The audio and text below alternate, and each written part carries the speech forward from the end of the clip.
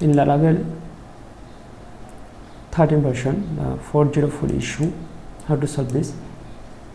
When we reload this page, the same issue. So restart the server. PHP artisan optimize.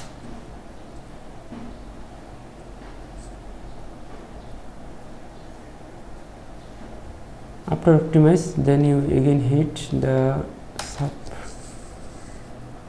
Now reload the page.